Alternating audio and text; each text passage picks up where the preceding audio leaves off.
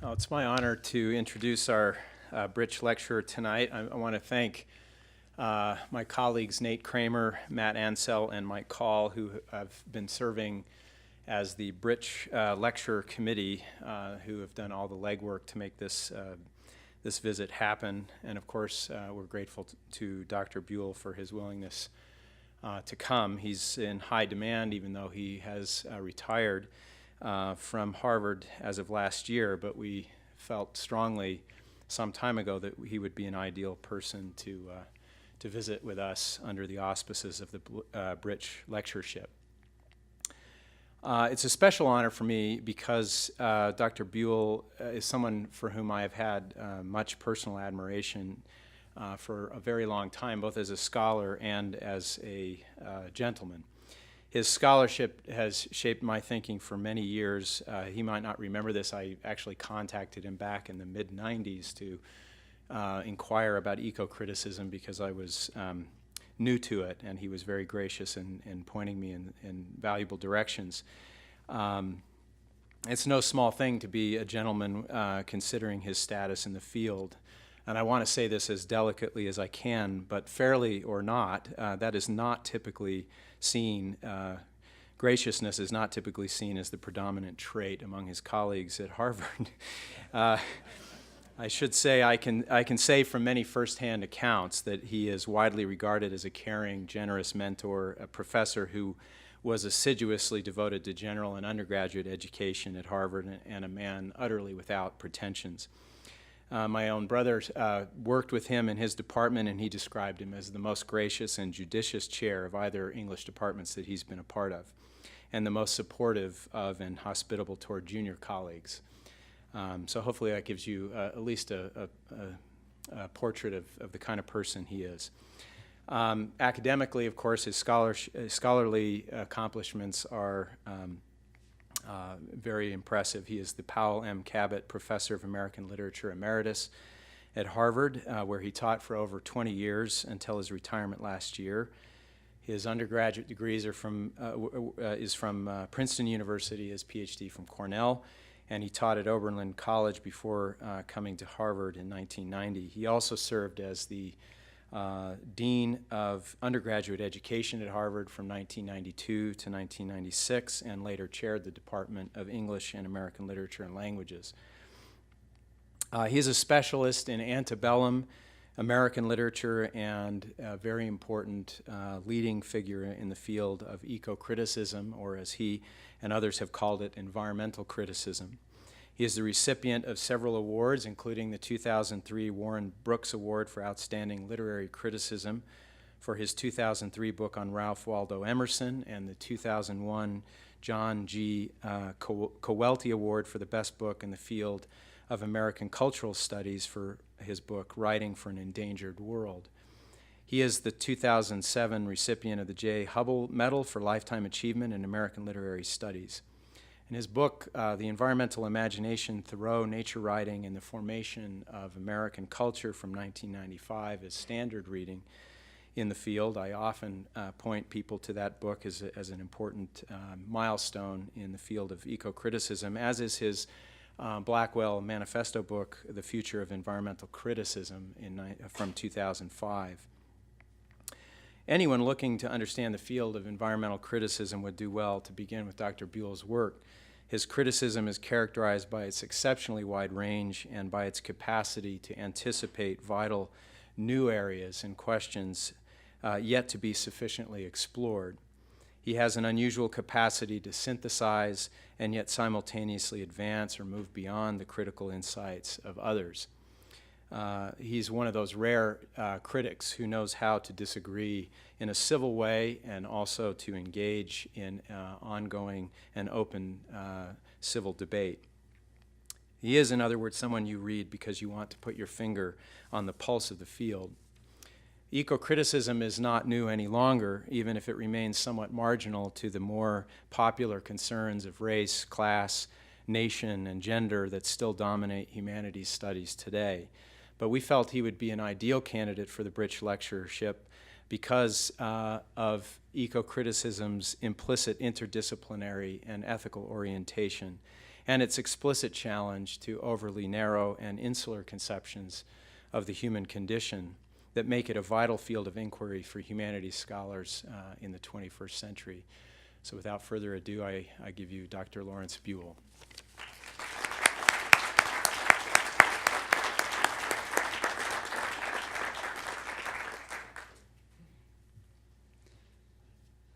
Thank you, Dr. Handley, George, for that extremely generous introduction. Would that I really were the ideal being that Dr. Handley has just described. But I naturally hope to stun you with this lecture so that you won't see my feet of clay, which are invisible beyond the podium, of course. The uses and abuses of environmental memory is an area of thought and inquiry for me, 2 years standing or so now. I intend to pursue it further. This is a statement along the way, not just off the top of my head. I really believe the things that I'm saying, but I look at it as part of an odyssey, and I hope part of a dialogue that we'll have at the end of my speech. Environment and memory. These are both highly elastic terms, self-evidently. Environment may refer either to the other than human or to the human built, or to both together. It can imply hugely different spatial scales from local to planetary, and contrasting degrees of distance or intimacy, either spectatorial detachment from one's external surround or interdependence with it. Memory, every bit as slippery, referring either to the mind work of a particular individual or supposititious person, as in cognitive science or mnemonic regimes that assist recall, and or to some collective process or product. Today, I'll be using both these terms quite flexibly, I warn you, but in ways that I hope my context will make clear. By environmental memory, which is an uncommon term with no set definition, I mean the sense, whether conscious, accurate, or shared, of environments as lived experience in the fourth dimension. That is, the sense of human life and history as defined by embeddedness in webs of shifting environmental circumstance of some duration, whether this be a finite time spans, a lifetime, a generation, a dynasty, or stretching much farther back into remote prehistory. Why did I get interested in this? Well, what first drew me to this topic was the potential, so I thought and still do, for literature and other expressive media to act as carriers of environmental memory over against the inertial force of what the environmental psychologist Peter Kahn Jr. has called environmental generational amnesia. That is, a condition aggravated by industrial speed up of our times, such that each generation seems to start from a baseline assumption of a more deteriorated environmental status quo as the new normal.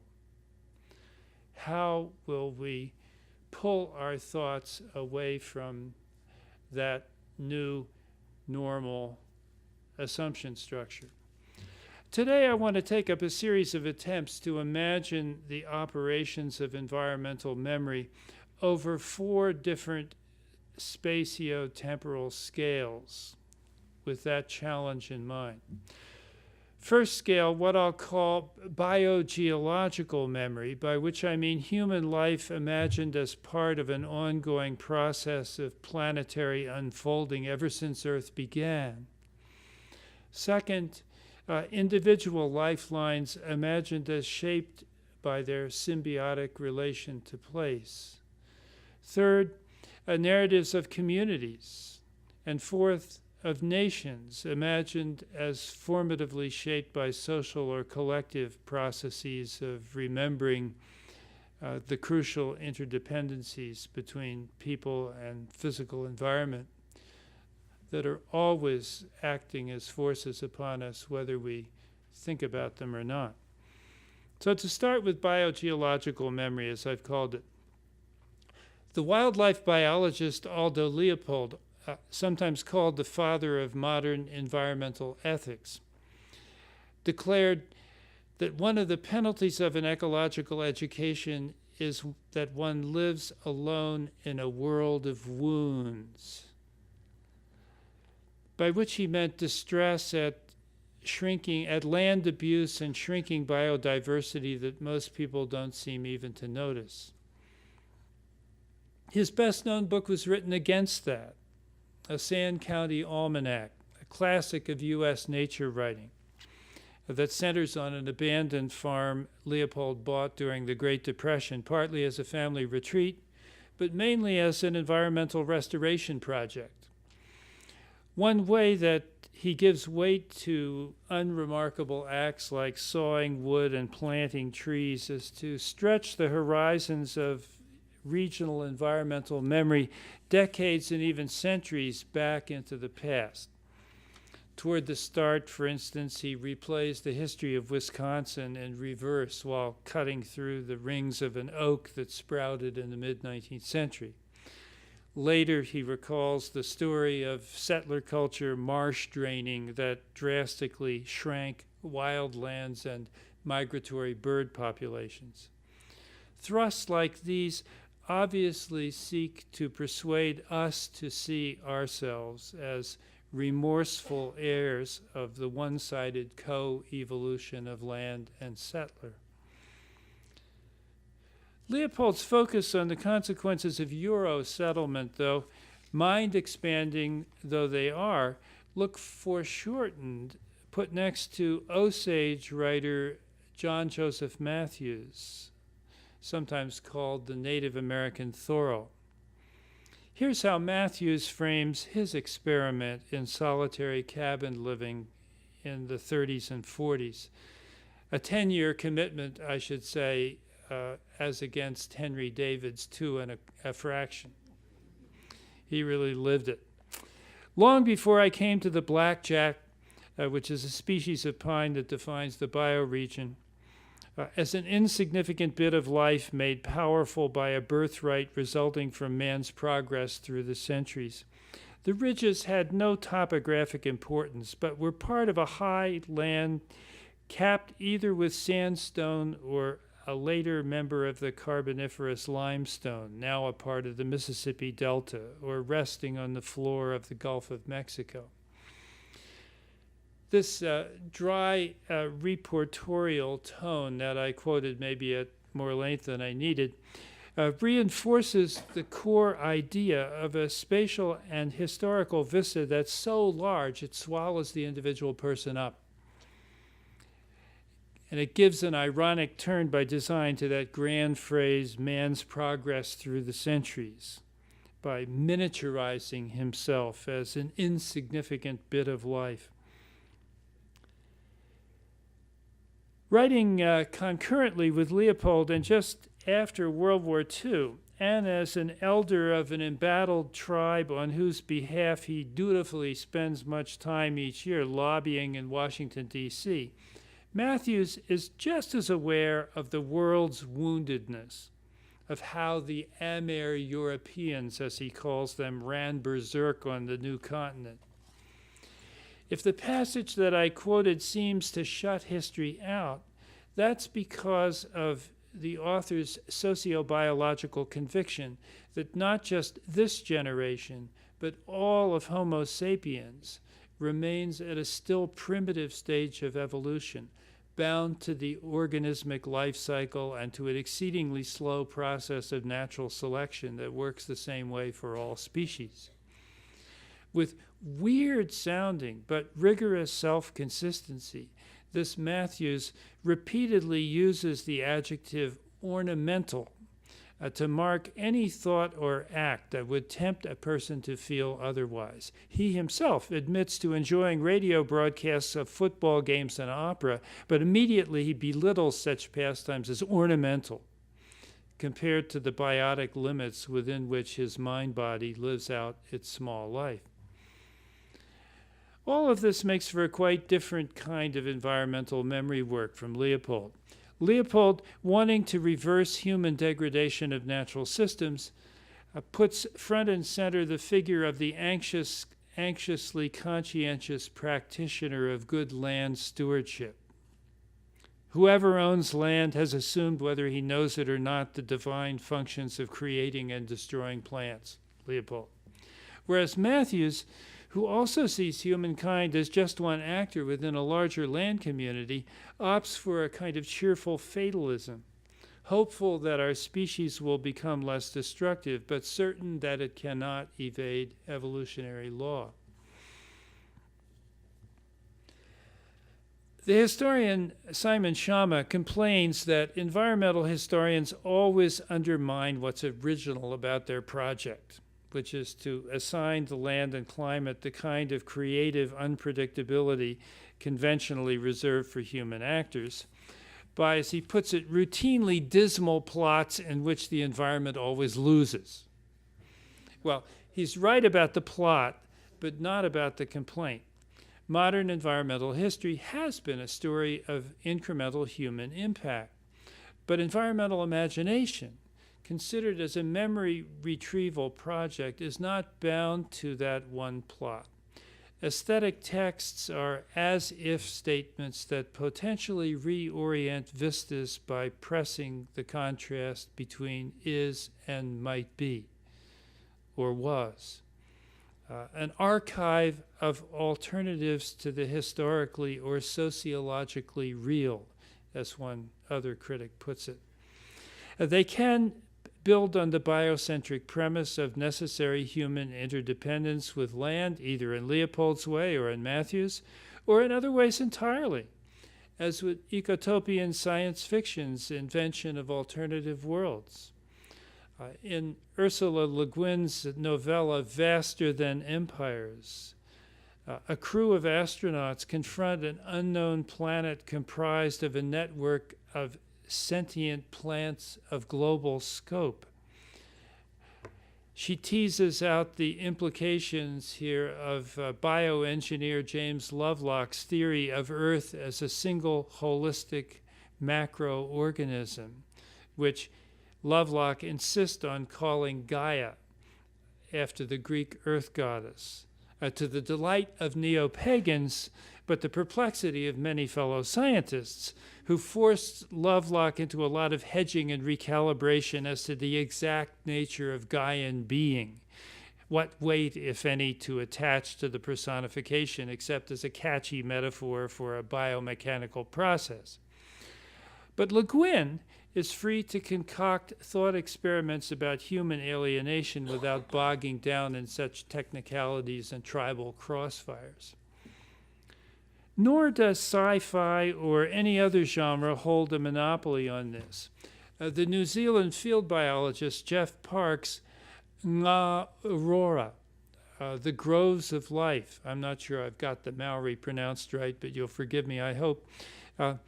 This is a field biologist's travel memoir that follows his sorties into remnant wildlands, that shuttles mentally back and forth as he goes along, shuttles back across a time scale from prehistory to European contact to the now, between settler and First Peoples voices, between internally divergent as well as mutually dissonant testimonies, and zooming out and back from this or that rare plant to its distribution throughout Polynesia, and the intertwined natural history of its migration there and its uses as foodstuff by human and by animal. All this in pursuit of the claim that the unlikely but possible survival of the sense of native plants, soils, climatic cycles, and life forces as necessary ingredients of how we humans actually live now is certain to be, his language, as much a matter of spirit and ritual as of ecology and policy. And the ritual that the author has in mind here is not Maori primordialism, but the kind of conjuring up the deep past from fragments that his own book seeks to perform.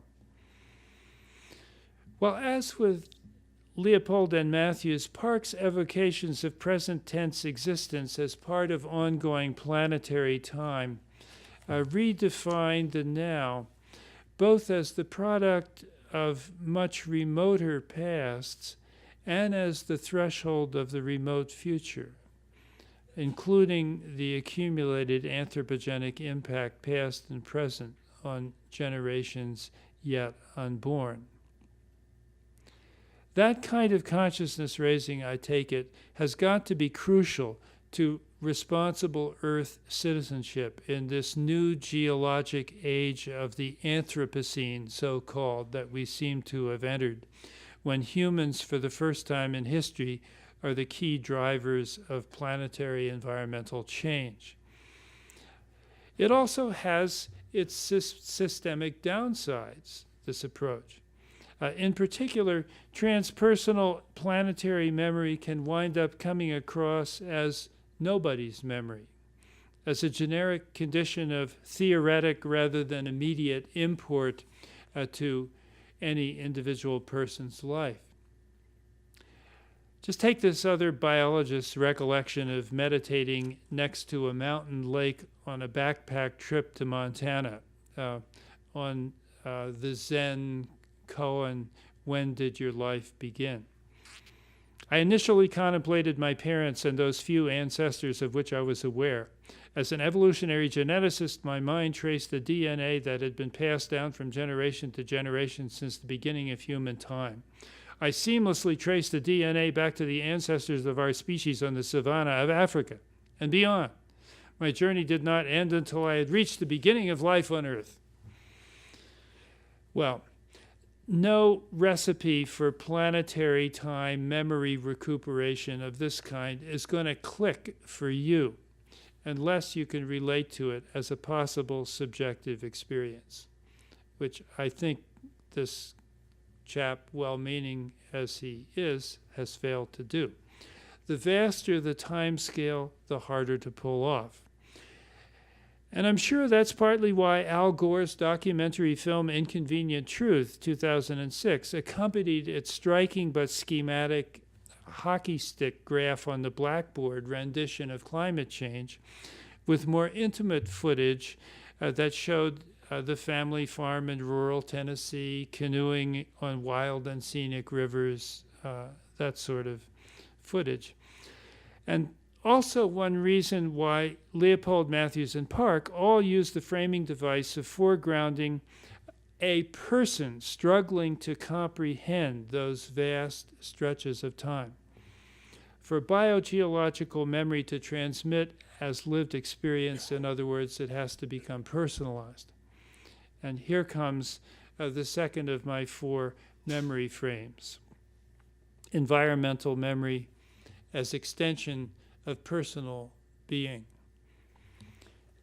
Peter Kahn's generational environmental amnesia theory speaks for a group of developmental psychologists and environmental educators alarmed by signs of diminished experiential contact with the natural world, particularly among kids.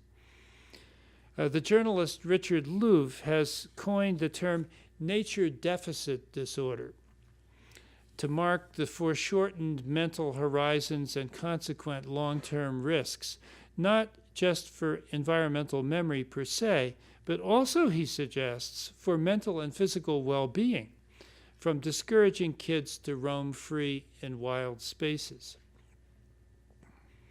Well, it remains to be seen whether, as he suggests, contact with the natural world or lack thereof really does correlate with the increase or the alleviation of autism and attention deficit disorder, ADD, as exposure to plants, natural scenes, and even pictures of nature have been shown to facilitate recovery from illness or surgery.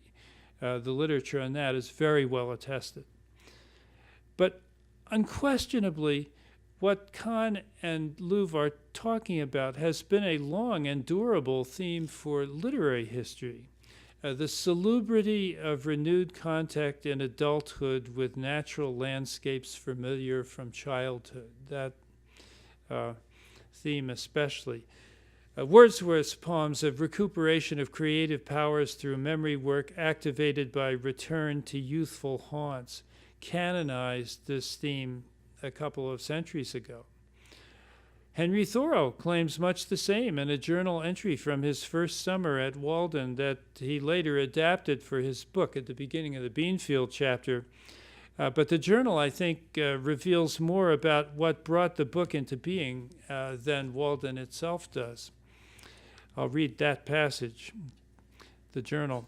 23 years ago, when I was 5 years old, I was brought from Boston to this pond, away in the country which was then but another name for the extended world for me. One of the most ancient scenes stamped on the tablets of my memory, the Oriental Asiatic Valley of my world. That woodland vision for a long time made the drapery of my dreams. Somehow or other, it at once gave the preference to this recess among the pines. Well, I think a passage like that goes a long way towards explaining why Walden, why go there, why make such a fuss about its unique luminosity. Throughout both the journal and Walden are scores of passages that anticipate going there or returning to it afterwards in body or in dream. Walden's specialness as an imagined place and its power to induce others to devise neo-Walden ventures of their own arise from the eloquence with which the book has communicated Walden's imprint as the dream place, the Oriental Asiatic Valley of my world, instilled at a time of life, middle childhood between infancy and adolescence. This is what the developmental psychologists say is a particularly susceptible moment for the place imprint. Instilled at a time when, in remembering it anyhow, no firm distinction existed between country space and personal space. Well, the environments so early imprinted as to condition adult personhood need not be pristinely natural. This is quite fascinating in itself as I discovered it. The Grenadian-American poet Audre Lorde told an environmental psychologist interviewer that her own special childhood memory places were a site by the edge of the Harlem River and a tiny park by an urban redevelopment project. And of the second of these, she says, that place, the green, the trees, and the water formed my forest of Arden. I would write about beautiful scenes. It was the only green place I ever saw. I will never forget, after my first book, some student said, Miss Lorde, would you call yourself a nature poet? And I thought, what, me? And then I realized how wedded to these images I was, and they all came from this pocket park. Even landscapes of degradation and toxicity may be held up as environmental memories paradigm scenes. One of the many post-Rachel Carson cancer survivor memoirs that dramatizes this, I think, very well is a book called Body Toxic by Suzanne Antonetta, who spent a lot of her girlhood summers near Toms River, New Jersey, which is a marshland district in Ocean County that suffered from some of the worst industrial pollution in the U.S. it's the champ among districts in the entire country for the most Superfund sites. I have malformed reproductive organs, tumors, weird botched pregnancies, and more. As children, even in the womb, we were changed, and reformed by the landscape. What did it was the small white fish and the blackberries and the air itself. Oh, we love things that soaked and flooded or seared and burned and wizened, smallish and spindly needled pines, white cedars here and there, ash, a spare lime tree, and brackish water. So weedy it looked like a cauldron of wigs. There's such a striking, unstable fusion of sprightliness and grief work in that passage. I have trouble. I can't get over it. The author can't recall her childhood romps without ruining their after effects. And yet that does not altogether poison exuberance at environmental memory's role in her self-fashioning. Hers is a protest against toxification, for sure, that paradoxically also dramatizes the long-term draw of the very environment that malformed her by dint of the importance of that place imprint in the middle childhood years. Well, in mulling all these passages of recollected experience, we mustn't, however, overlook the opposite side of the memory picture, which is forgetting. All of those passages succumb more or less to what the phenomenologist Paul Ricoeur calls the pitfall of the imaginary. The pitfall of the imaginary. That is, the assumption that memory must represent itself as image. This putting into images, warns Ricoeur, bordering on the hallucinatory, constitutes a sort of weakness, a discredit, a loss of reliability for memory. Thoreau, Lord, Antonetta offer, in other words, not 100% recall, but selective recuperations of memory, both as residual and as process, even if they wished otherwise, as the authors all at least obliquely hint. They could not have avoided underrepresenting memory's pre-conscious dynamics and ultimate ineffability, as well as underrepresenting a number of other processes that can be pinpointed, such as how memory gets thinned, fragmented, disowned, repressed, even faked, can be at least talked about explicitly.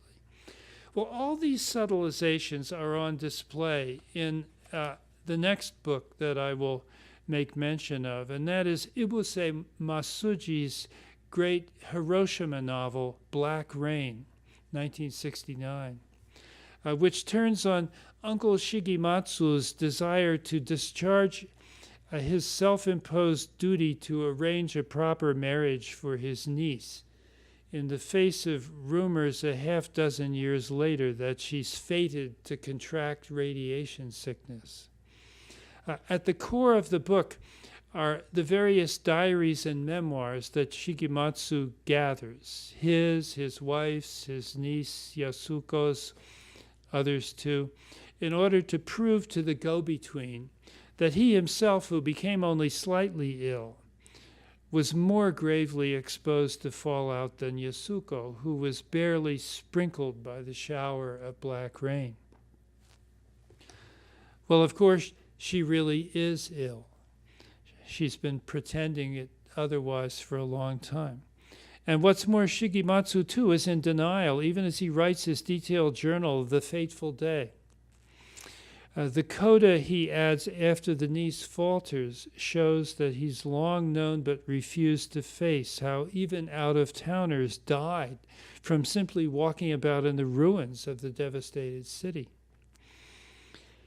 Shigematsu's obsessive yet aversive effort to recall how nuclear apocalypse indelibly reshaped him and those around him involves multiple defensive evasions, lingering on detail to avoid thinking about the big picture, hyper-concentration on performance of small daily duties, managing the horrific by logging it as matter-of-factly as you can, indulging in all sorts of roundabouts and digressions.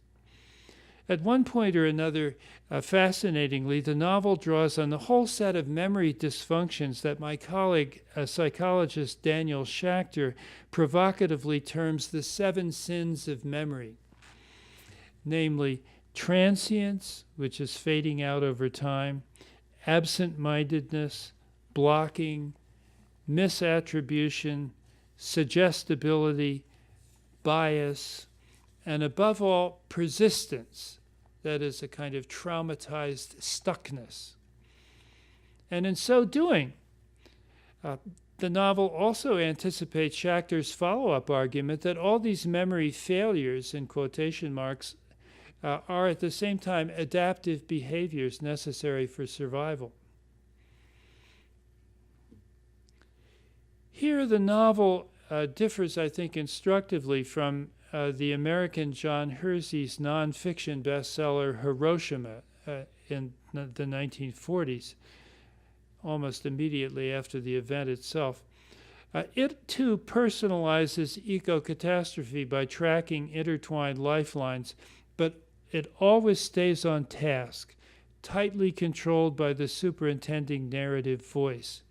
By contrast to Ibuse's dispersion of focus amongst an array of befuddled centers of consciousness, Shigematsu especially, Hiroshima is much less invested in memory psychology than in reconstructing a cross-section of outcomes. And the contrast in the structure of these books follows largely from the differing weights that each of them attaches to individual as against collective or social memory. And here I come to the third of my 4 frames, just in time. Environmental imagination as collective memory work. For both Black Rain, but especially Hiroshima, narrative of community is the more consequential end toward which individual lifelines become subordinated. That's the teleology of the book. There are differing choices between intimacy versus distance, person focus versus group focus as the preferred mode of emphasis, point in turn to the divergent pathways that memory studies itself has taken in social theory as against experimental psychology and phenomenology. I suppose that memory studies are probably fated forever to debate whether memory is better understood as a personal phenomenon or as a group phenomenon. The inventor of collective memory theory, Morris Halbwachs, insisted that no recollections can be said to be purely interior, that is, preserved only within individual memory. They're always fortified by elders, cohorts, family, you name it. Against this, it's been urged also plausibly that the concept of group memory is a fiction resting on mystical transpositions of individual psychological phenomena onto imaginary collectivities. For even documentary sociographs like Hiroshima do allow for some measure of differentiation among individual psyches. And conversely, even highly idiosyncratic reminiscences like some of Black Rain or Benjamin Franklin in his autobiography in old age, imagining his future bride glancing out her genteel window upon the hungry teenage runaway eating his roll in a Philadelphia street. Even that recollection isn't uniquely personal. It's also, in some sense, a socially conditioned framing of remembered behaviors that themselves were socially conditioned on his part and on his future wife's part. Anyhow, both Hiroshima books participate in a sub-tradition of collective environmental memory narrative that has long roots, but special pertinence since the 1-2 impact of Euro-modernization and mass-scale genocide that came with the industrialization of weaponry as well as everything else. And that is the type of work that memorially reconstructs traumatized or obliterated place-based communities. The first canonical example in British literature that I know of, there may be others in other traditions earlier, is a poem by Oliver Goldsmith from the late 1700s called The Deserted Village, which laments the depopulation of the English countryside wrought by acts of enclosure or sequestration by landed gentry as they built their opulent estates. I like to pair this poem with Indo-Anglian novelist Raja Rao's great late colonial novel Kantapara from the 30s, which recreates the geography, rituals, and social texture of a small town that was violently dispersed for resisting the authority of the Raj. And its territory was reallocated for fancy estates for neo-colonial city dwellers. These two instances of forcible land enclosure, displacement, one at the imperial core, the other at the periphery. They're bound together historically as interconnected forms of domination of peasant cultures by moneyed elites and by the interdependence of the consolidation of home country, moneyed class wealth, and exploitation of the colonial periphery's resources. Key to Kantapara's narrative of colonial takeover and dispersal, as in a lot of other regional and or minority writing about embattled place-based remnant communities everywhere,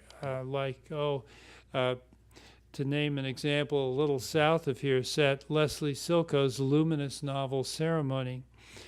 Key to that kind of narrative is the evocation of place as chronotype, as a term from the literary theorist Bakhtin, chronotope, as a socially shared environmental timescape in which every niche and place name has symbolic significance that's encoded in a shared body of stories that's orally told and retold to bind members of the community together.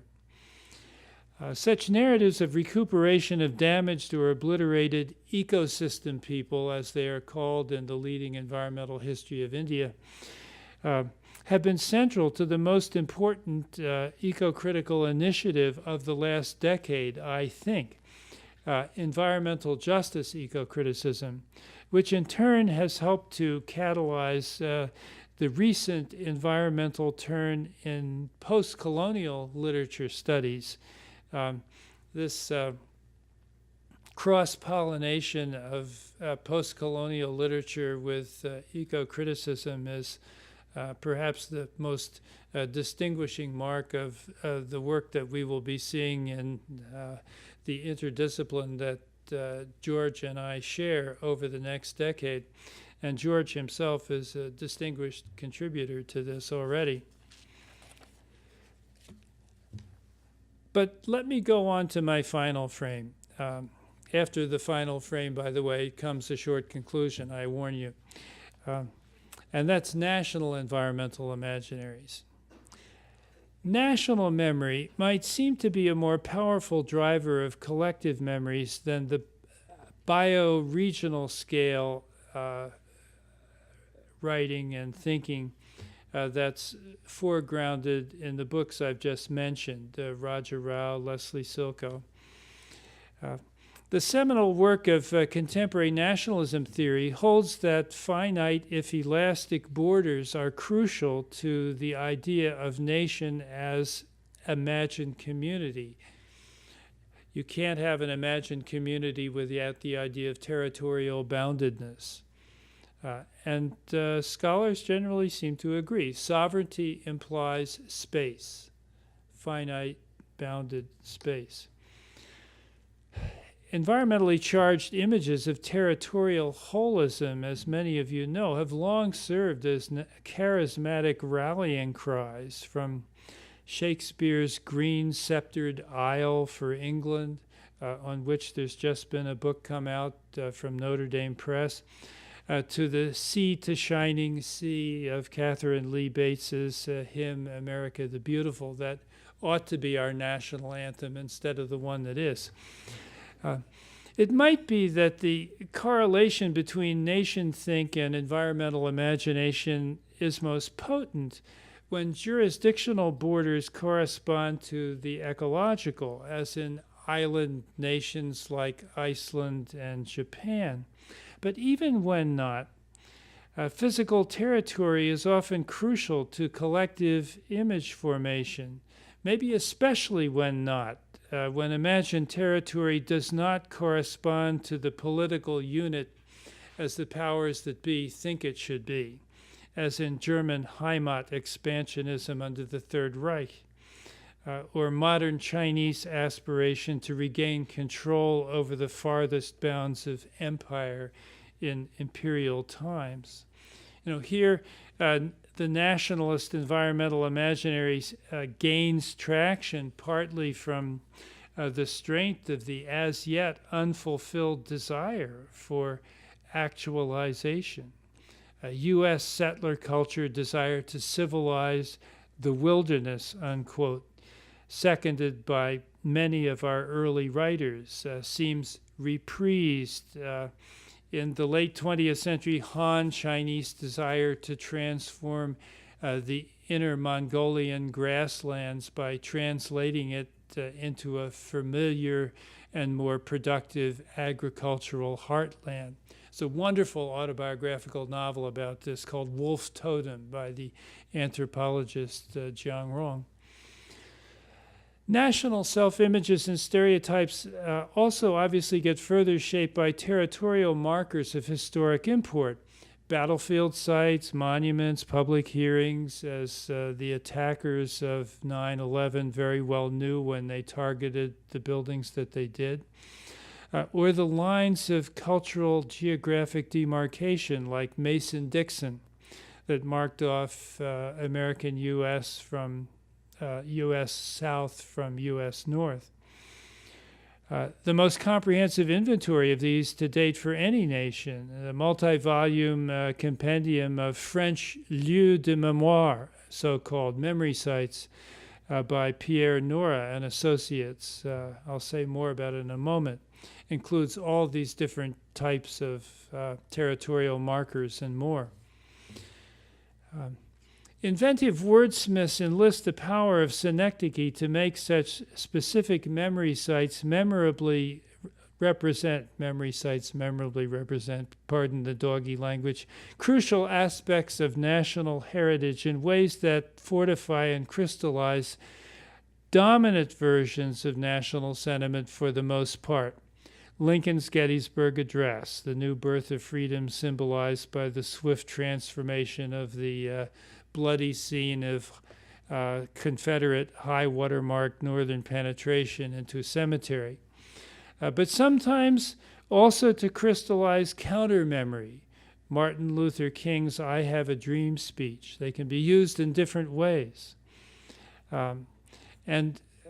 When they become canonical, they can also become beclouded or effaced by competing interest groups with the conflicting agendas, like Glenn Beck's Restoring Honor rally at the Lincoln Memorial in 2010. More to the point of environmental memory per se, we're all too familiar with how actual ecoscapes can get used for the purpose of reductive encapsulation, as when a Bierstadt painting or Ansel Adams photograph is taken to stand in for what the whole Rocky Mountain West, or for that matter, the whole USA, essentially is or should be. To register so vast an environmental gestalt, as the U.S.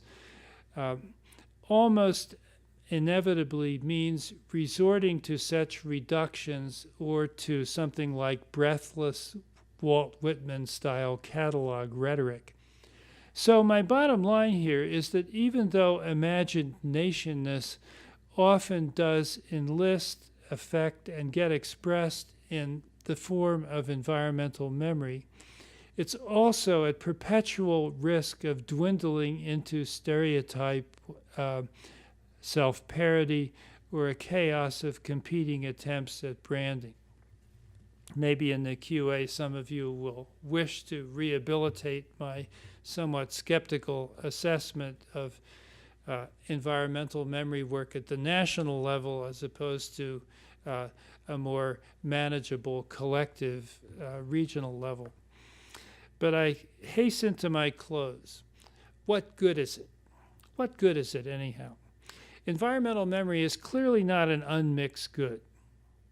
First, it's impossible to remember everything, and even if you could, you'd be like Borges Funes the Memorias, whose prodigious memory renders him completely dysfunctional.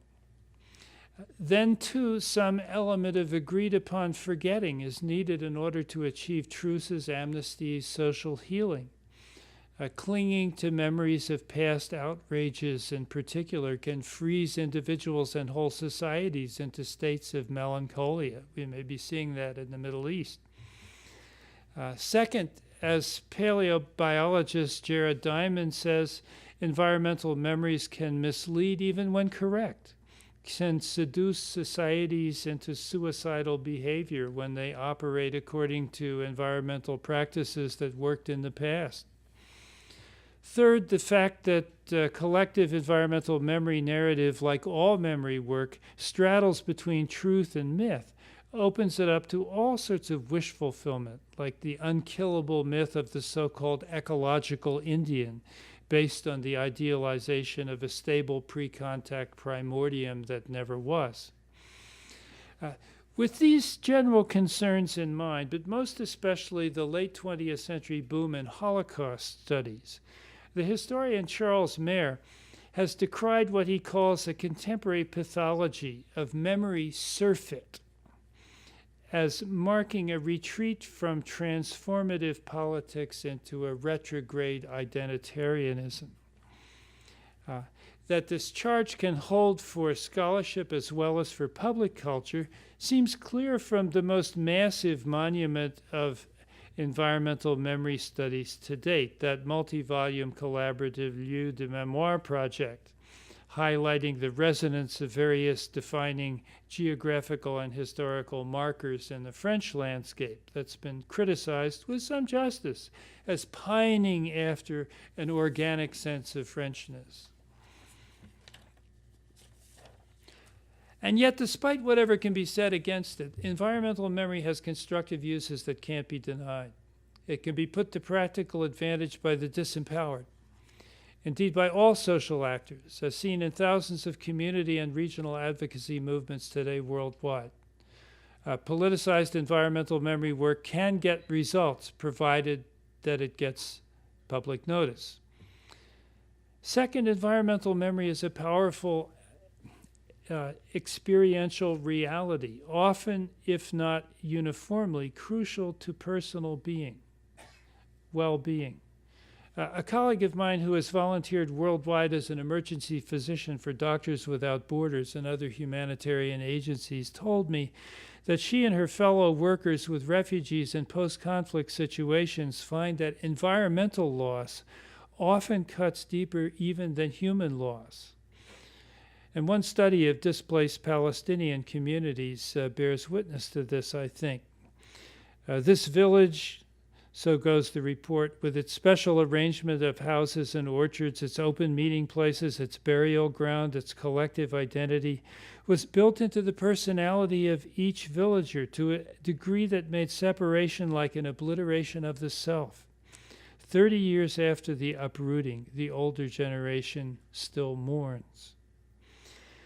Well, doubtless reported memories of this kind are liable to after-the-fact shaping through socialization and wish fulfillment. But that only corroborates the power of the environmental memory imprint as energizer, whether to undermine, lift up, or traumatize, or all of those. Finally, environmental memory can correct against the hallucination of human autonomy, either of person or of species, a bias reinforced by accelerating technoscientific change. Its correction cannot guarantee, but it can help promote a more self-conscious awareness than now exists of humans evolving over time within environmental contexts that are certain to shape us more than we shape them, despite appearances to the contrary. That an increasing fraction of humans, even in the developing world, are not ecosystem people, do not live traditional place-based lives, and do not therefore have access to the environmental markers and attendant social rituals that Raja Rao's characters find key to cultural survival, makes the search for compelling visions of environmental belonging all the more needed. And here I think the arts of environmental imagination become a potential resource as activators of the sense of interdependence between the who and the where of existence that in itself is anything but fictional, which we ignore at the peril of denying not just Earth's needs, but our own. Thank you.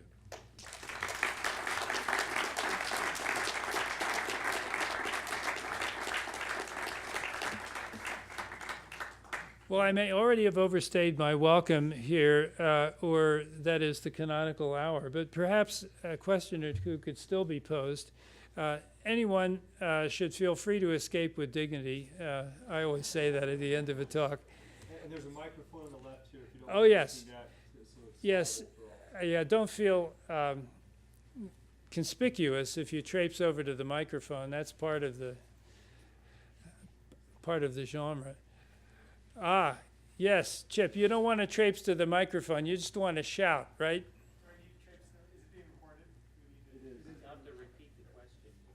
Yes, yes. I don't mind repeating the question, but I want to behave the way that my kind hosts decreed. Yes? My question has to do with how environmental memory can maybe be precisely what gets in the way of seeing what's there. If you kind of follow what I mean, that is that received ways of seeing place, of seeing one's interaction with place, can on the one hand be this transmitter of a certain kind of wisdom, right, about that place and about if you want to think about sustainability and these kinds of things, but it can also be precisely what gets in the way of actually engaging what's in front of us, right? You're absolutely right. I tried to at least briefly acknowledge that in some of the abuses section before I came in with my ringing finale in defense of environmental memory. How the displaced villagers may get it wrong, and in their fixation on their memory not really be able to adapt to what's around them or see what's around them. Point taken, absolutely so. To flip it around, though, to a repost to you, in presentist focus on what's around you, you may wind up seeing in a very foreshortened way. If, for example, you lack consciousness of the environmental, the physiographic fourth dimension of where you happen to be. And I'm operating here, as I intimated at the close, on the assumption that Earth's population is increasingly displaced, deracinated, urbanized, atopic.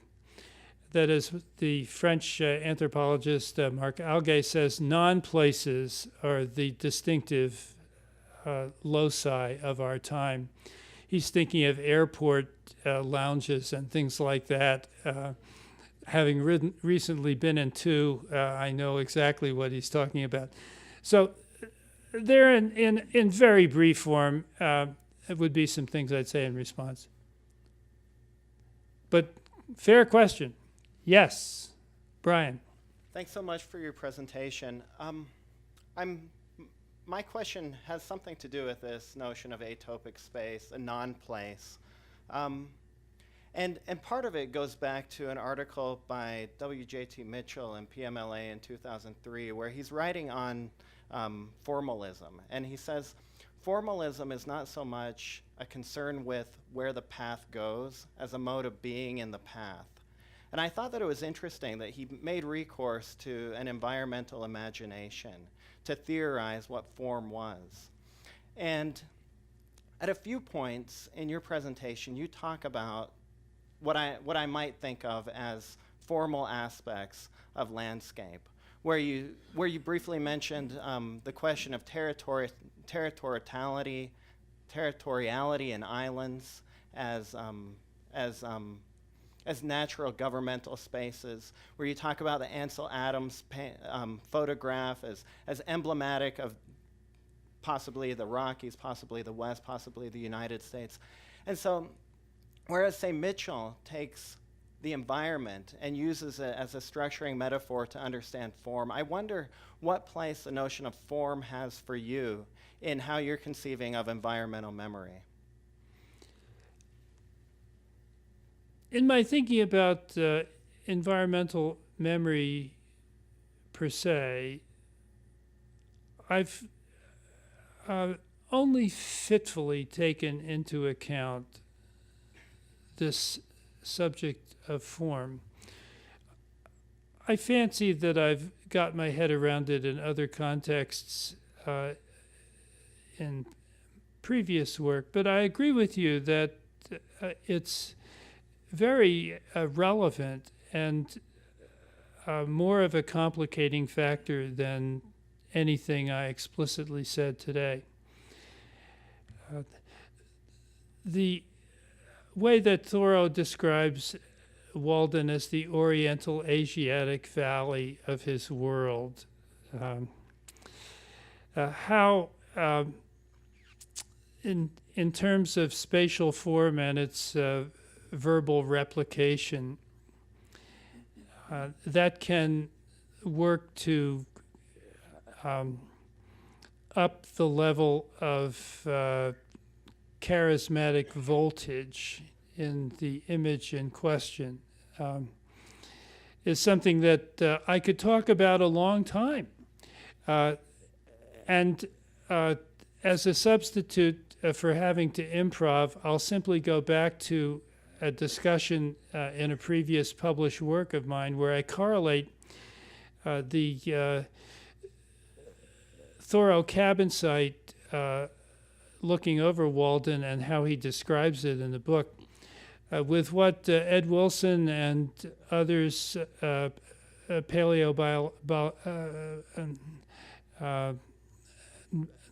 paleobiologists have said hypothetically about humankind's primal habitat on savanna promontory, protected somewhat by trees, overlooking water, with which there is some congruence to the felicitous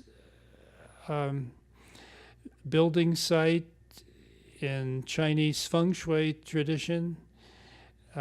These are formal properties of landscape that later become reasserted as formal elements in the design of writing itself. So I couldn't agree more that formalism is got to be a constituent of the great magnum opus that perhaps someday I shall not write. But I appreciate your calling this to my attention, because it was certainly an omission from anything explicit I said today. Anything more from now? Yes, George.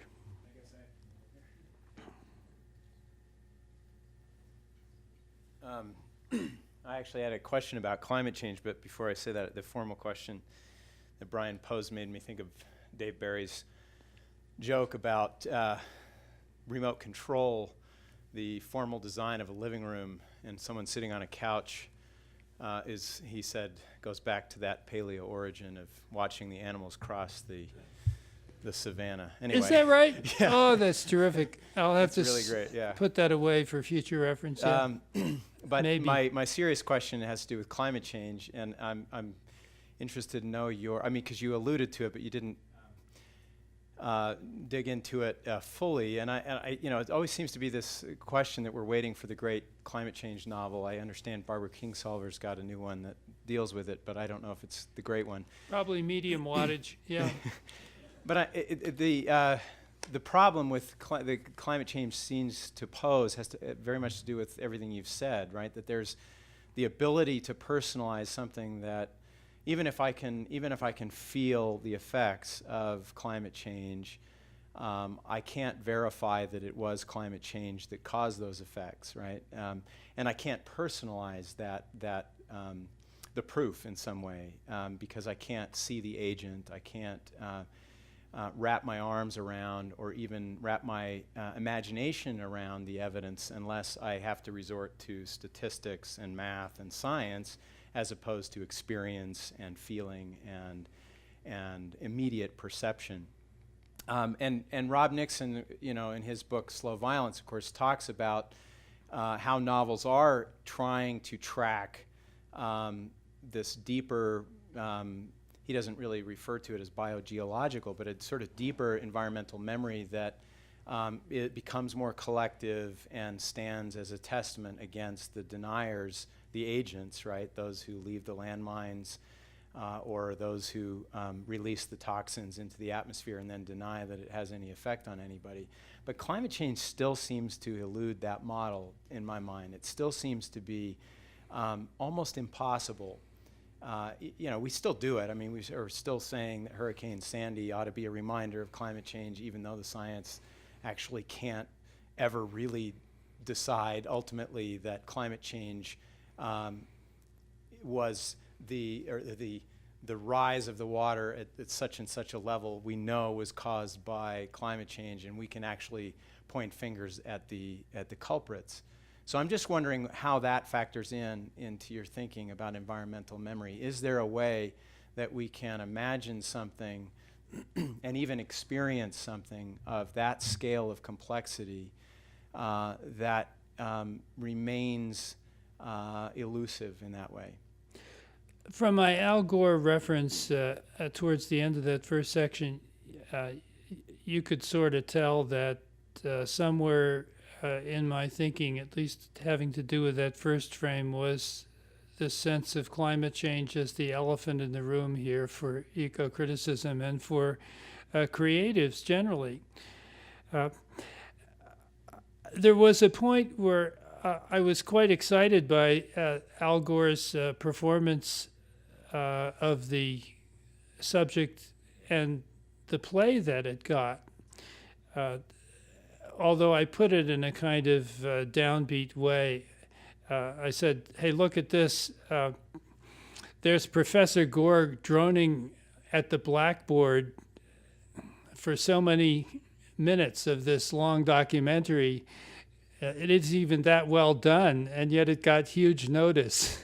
But then I think it's pretty well been processed and put behind the world. So it's not... this is not the War and Peace of a climate change imagination. But I'm not anymore quite so disconsolate about this as I was, say, a year or so ago. I think that it may well be the case that anything like traditional realist fiction is too slow-mo, just not wired in such a way as to be able to render this kind of phenomenon persuasively. I think it may be that we'll have to look to other media recourses like cinema and speculative fiction. both of which I think have made more successful attempts, or to forms of fictional experimentation like Mitchell's book Cloud Atlas, this very brilliant British writer that has this novel that many of you probably don't want to read, in which there are about 6 different temporal frames spanning the 18th century to about the 23rd century, each with its own dispensations. And we go forward into the future and then backward into the past, and never mind what happens. But some experimental tweaking of fiction, tweaking is too trivial a word, would be necessary, I think, in order to dramatize. Now, there still is the question of agency. The description of a monster tsunami and all its graphic effects is a lot easier to affect than it is to imagine a plot where agents of blame are identified. The best you can do there is maybe The Day After Tomorrow, where you've got the Dick Cheney character who's at first the resistor and then at the end miraculously is converted to belief in global warming. Right. That's just sheer eco-thriller melodrama. But I think it's coming, George. It just has not come yet. Here's a case where it isn't artists that are the antennae of the race, as Ezra Pound liked to point out, even though he himself quickly became woefully retrograde into his fascism. It's the eco-critics who are the antennae of the race. We see what needs to be done in that area of aesthetic expressivity, and I think it will be done, but it's coming. How do you like that for a prophetic response? Maybe we had better no longer test the patience of this very patient audience and instead adjourn to the groaning smorgasbord that's in the other room. And I'd be glad to chat more informally with any of you. Thank you very much.